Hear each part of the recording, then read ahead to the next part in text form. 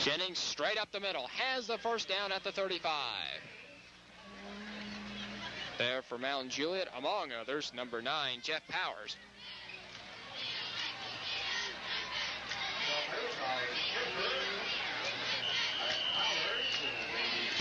Powers comes out of the lineup for the moment, as does Greg Simmons. First and 10, Lebanon at the 35.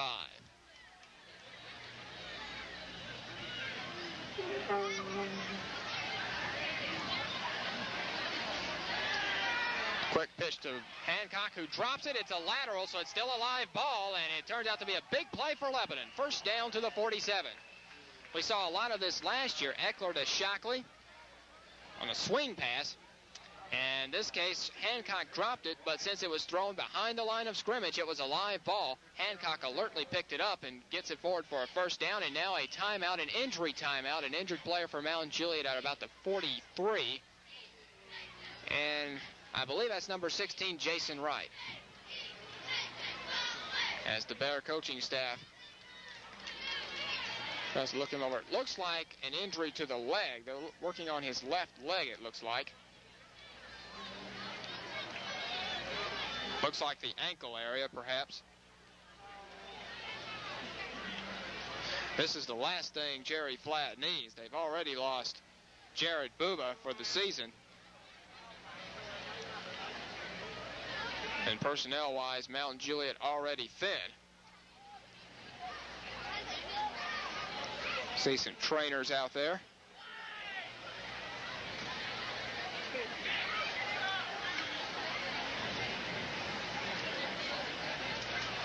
So the clock is stopped with 4:10 to play in the third quarter.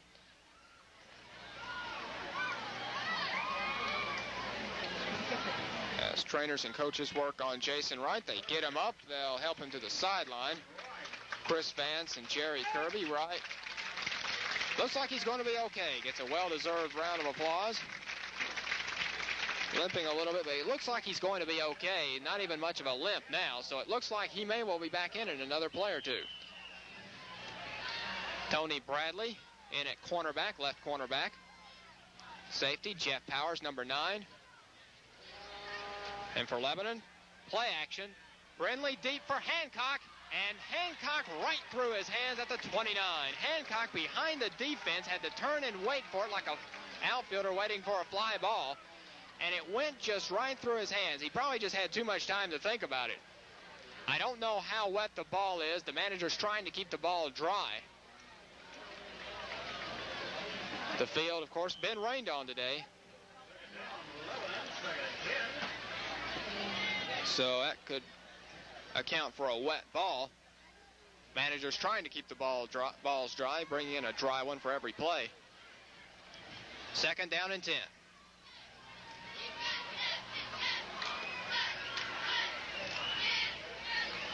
Brindley fakes to Jennings. Going to throw, and is sacked at the 39. Coming in from Brindley's blind side, number 50, Mike Blasingame, the right defensive end. So Mark Medley opening up here in the third quarter, a couple of play-action passes. That time Blasingame on a full roar. And the soft ground, well, Brindley could not hear the footsteps, and he had no chance. Lost back just outside the Mount Juliet 40, third down and 17. Cyrus Hancock slotted to the left. Crutchfield and Jennings lined up behind Brindley. Quick drop back, left side, and batted away. The pass intended for Corey Bueller, and he slipped, and it was batted away by a defensive back. So that will bring up a fourth down and 17, and Brindley will be in the punt. Credit Jason Beavers with deflecting the ball as Clay Bueller slipped on the grass. So apparently the turf is wet out there. Jason Wright drops back. So he's all right. He's back to receive the punt at his own 26. Brindley gets the kick away. Pretty good one.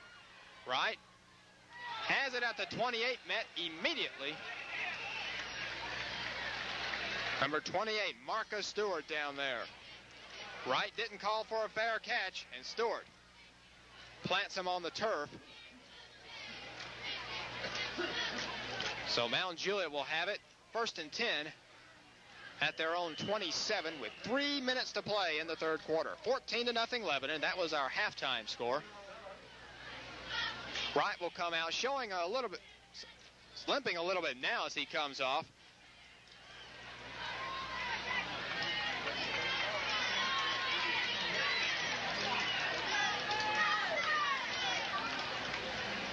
Lawrence pitches back to Bradley, right side, out to the 30.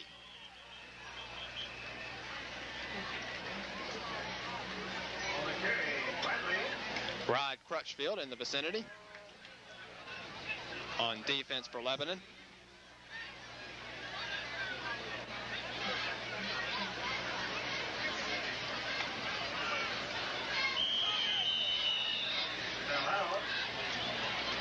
When we take a look, another injury timeout for Mount Juliet. This is becoming a recurring nightmare. Tony Thompson, a senior, 220 pounds tackle, 6 feet. Jerry Kirby assists him from the field. Looks like he may have ankle problem as well. Doesn't look too serious, however.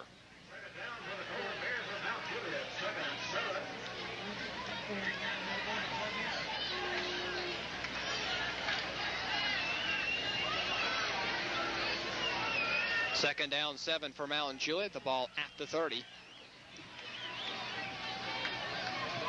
A minute 50 to play in the third quarter. 14-0 Lebanon. Lawrence play action over the middle and dropped by Mike Faust, I believe.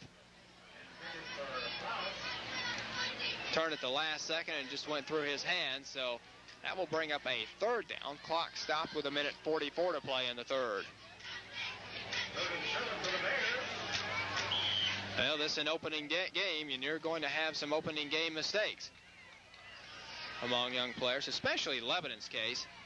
So many players not seeing a whole lot of playing time a year before, although they probably got a lot more than they might have expected with a lot of Lebanon blowouts. Lawrence, another play action. He's going to throw left side too high for Eric Scoggins.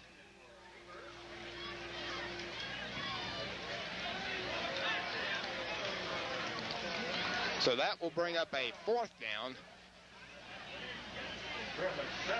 1:39 to play. 4th down and 7.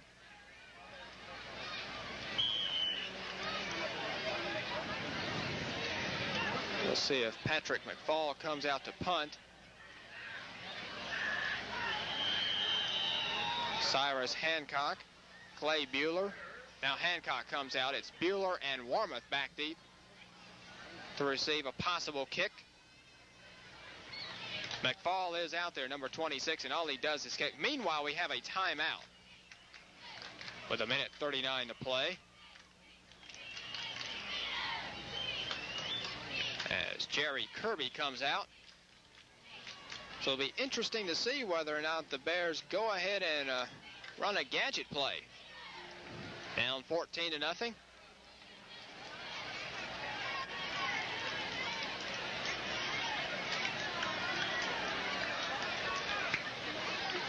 Lebanon right now showing that it expects a punt with 2 receivers back. Mount Juliet would be showing it with the punter in the game.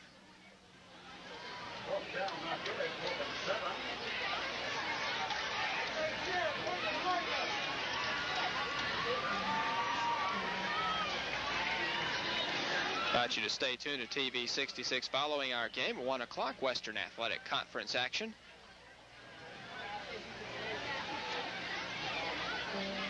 Kick is high for McFall, or the snap is high, but McFall gets it straight up in the air and dropped at the 33. Lebanon comes out with it somehow.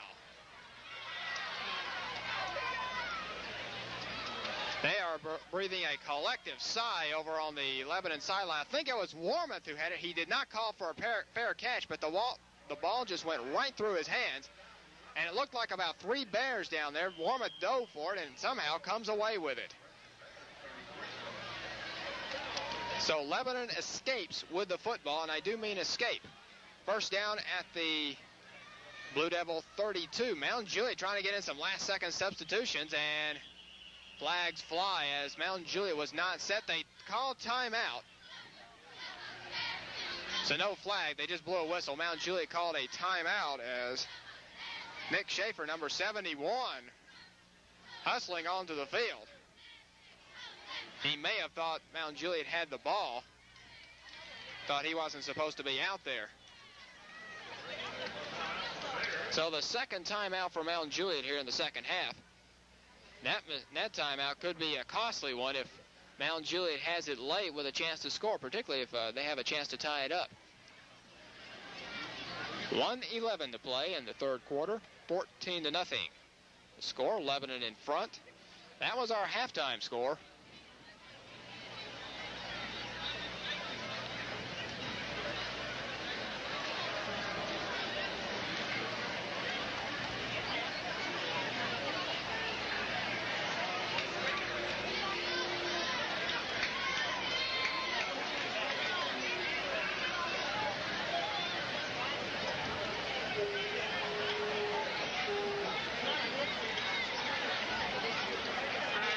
Steeman Toller leaves.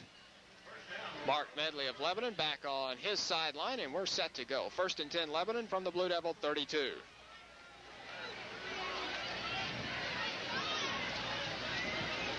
Pitch back. Juan A. Jennings, right side. In the clear. He's gone. Tony Bradley can't make up ground. Touchdown. 68 yards. Juan A. Jennings for the touchdown. His second TD of the night.